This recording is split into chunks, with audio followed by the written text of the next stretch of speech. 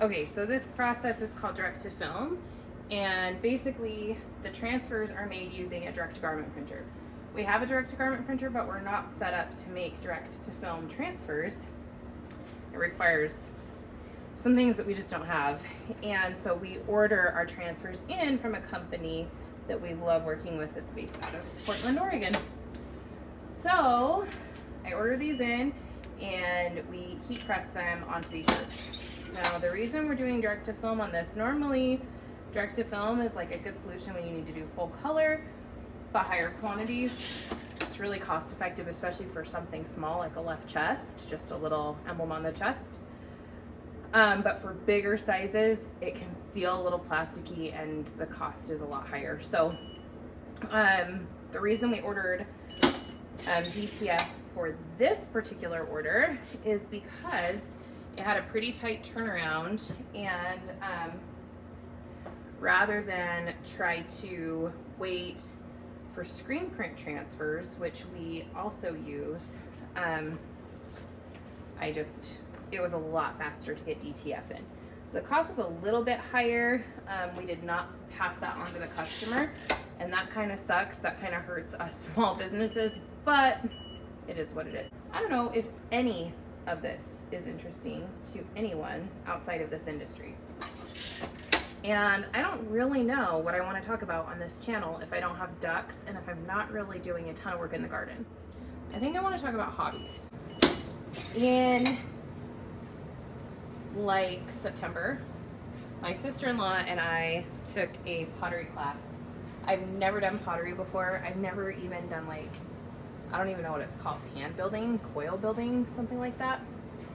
I've never even done that, like in school or anything. I somehow missed doing that in any class. I've never built anything out of clay. And so my sister-in-law and I took this throwing class with her sister-in-law. So there were 3 of us.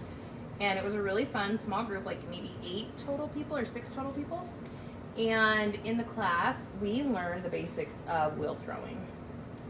And that was September, and right now it's the last day of January. And so I've only been doing this for a handful of months, and I'm not good at all, but I've really learned, like recovering perfectionist here, I've really learned that being good is not the point. Relaxing, having a moment to do something creative, get out of the shop and out of my house with an excuse to like make something that could be useful, which is so exciting to me, and play with clay. Hello, that's so much fun. So it has been a really good fit for me. I've been really enjoying it, and I'm learning a lot. It's so cool how much is available to us right now on Instagram and YouTube, just to like watch other artists, learning techniques and all of that. But I'm not very good yet. Like I said, that is not the point, doesn't really matter, but it just is worth mentioning because as I go to the studio, I do feel like I want more, and I'm just like eager to learn. So it's kept me coming to this studio to keep working on stuff. We have an incredible art center, and the price is very low to go. And I do feel like I'm making things that are useful. I got so frustrated at the pottery studio today because last night I went to open studio, so they do that on Tuesday nights. I don't always get to go, and I haven't been since November. And just because work has been crazy and life has been crazy, I haven't been able to give up a Tuesday night. And so I've been going when I can, and last night was the first time in a while that I was able to go. And I threw 4 pieces, and they were none of them were very good. They were all a little bit like, okay, I'm rusty, and I'm like clearly new at what I'm doing here. So I wasn't super disappointed. I just knew that they weren't going to be great pieces. Just getting back into it, you know? And then today I went to do the trimming step. If you're not into pottery, then there's like multiple steps for each thing, which I'll get to that in just a second. It's been super good for me to have to like go through the process of this thing that we call pottery. But anyway, so I was like, okay, I'll trim tomorrow.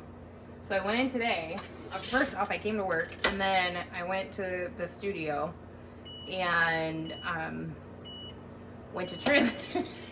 And I really am super rusty, and I trimmed right through 3 of the pieces. That's how bad I am doing right now. So 3 pieces are totally ruined. When you trim through it, you literally cut a hole in the pot, and that's what I did. I totally like went through it. And so the 4th piece was kind of cool, and it was like a piece that I had wanted to put a handle on. I've never done a handle. So I was like, dude, I'm just gonna experiment with what I've got here and see if I can't get a handle on this cup. So I put a very crude, very ugly handle. I don't even know if it's gonna dry properly. It may not. It may just crack and fall off. So we'll see. But I attached my first handle. I don't know if it's gonna work, but we will see. So I was super frustrated though. I was like, I know I've got work to do at the shop, and I can't just like stay here. So I left, I came back to the shop, and now this is what I'm doing.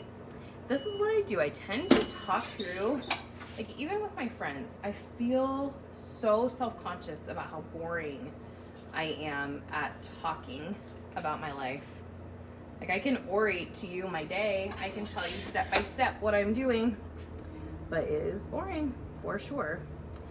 Now there's a car pulling up and we're closed. So hopefully, I don't know what they're gonna do. They might come up to the front door. I will turn this off in just a minute.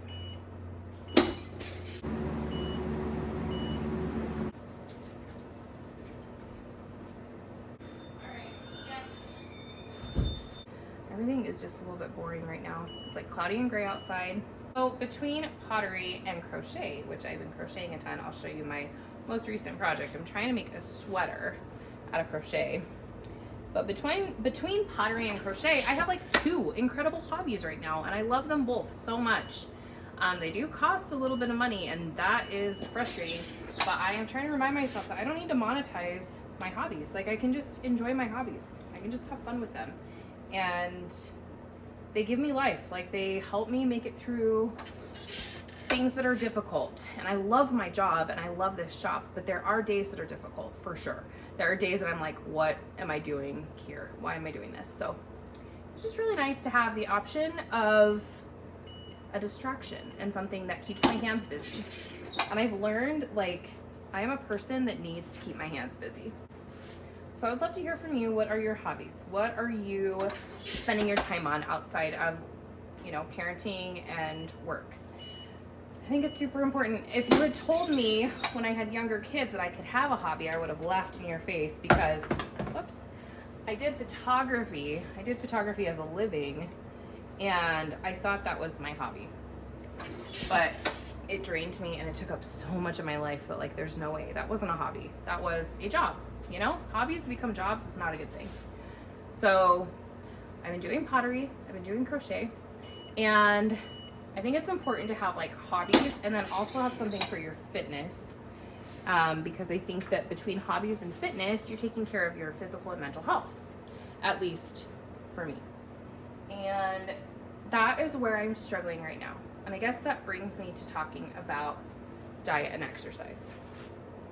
There are a lot, and I mean a lot, of posts out there right now about semaglutide, I don't know how you say it. I don't care to know how you say it. There are a lot of posts out there about like diet shots and extreme diets and all these things that like I am not interested in doing. I'm a little chubby right now. I'm okay with that. It does not like break my heart that I'm a little chubby. But I am finding that as I'm getting older, even though I'm perfectly comfortable in my own skin, I love my body and I'm totally fine carrying a few extra pounds around the middle. I just want to be able to do what I want to do easier, you know? Like I want to be able to bend over the pottery wheel and not have my guts in the way. Like these are not out of vanity, and even if they were, I think that's okay. It's taken me a long time to arrive here. So like in 2017, I did an extreme diet. It's called bright line eating. And if you are doing bright line eating, you might be offended by what I'm about to say. Bright line eating destroyed my metabolism. It wrecked my mental health, and it destroyed my relationship with food. destroyed. So in my life, I've been dieting since I was 13. I quit dieting in 2017 after Bright Line eating, and I've never looked back. I've counted calories here and there just to kind of check in with myself and see like, hey, how much like unnecessary snacking are you doing? That kind of thing. Are you eating mindfully? You know, like asking myself those questions. And the answer has almost always been, I wasn't eating enough. And I have found for me, when I restrict, or when I don't eat enough, I feel really hungry and then I obsess about food. Seems common sense, right? And it is common sense, and it is true. It really is true in my life that when I restrict or when I forget to eat, I have ADHD, by the way, I do forget to eat on a regular basis, you're gonna obsess about food. That scarcity thing, you know, it really screws with your brain. So, what am I trying to say? The point is, back in 2017 when I did Bright Line eating, it wrecked everything. It was one of the worst things I've ever done. And I've done like the HCG diet, my friend. I have done everything. And I have had moments in my life of being extremely thin, and I have been heavy, and everything in between. But what I've come to find out, and what I've come to discover, is that regardless of the number on the scale, if I don't love myself, I'm not happy. If I'm not taking care of myself, I'm not happy. And taking care of myself is like a bunch of different things into one, right? It's not just like eating well and exercising regularly and all that. It involves my mental health, and it involves my ability to take care of my kids well and take care of my home well and all of that. So it's not just like your physical health. If you want to focus 100% on no other form of health but your physical health, you will be living very unbalanced, and you honestly won't be able to honor what your body really needs. That said, I have not wanted to lose weight in a long time. I haven't even thought about it. I have been like very intuitive, very much an intuitive eater, very much okay with like my weight going up and down, which it has up and down over the last couple years, and just like, you know, okay with it. But with all these like diet shot ads and all of my friends going on diets and people having weight loss surgery and all this, like, it feels really pervasive and in my face all the time, and I'm having a really hard time silencing some of those demons that I have silenced. And my inner voice is not kind. My inner voice is like so mean. Can you relate? I bet you can. Women are so hard on themselves, and men are too. That's the thing, like people, we are all so hard on ourselves. And it's upsetting to me that there's a whole industry that preys on that insecurity. These ads that are coming across your Facebook or Instagram, they're bought and paid for by somebody. Somebody's making money off of you feeling bad about yourself. And here's the thing, like,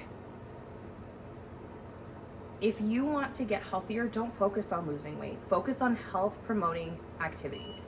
Focus on walking. Focus on swimming. Focus on increasing your physical activity in the capacity you are capable to. People of all abilities are capable of improving their physical health without losing weight as the focus. If you lose weight as a byproduct, cool beans, that's awesome. You get to buy new clothes.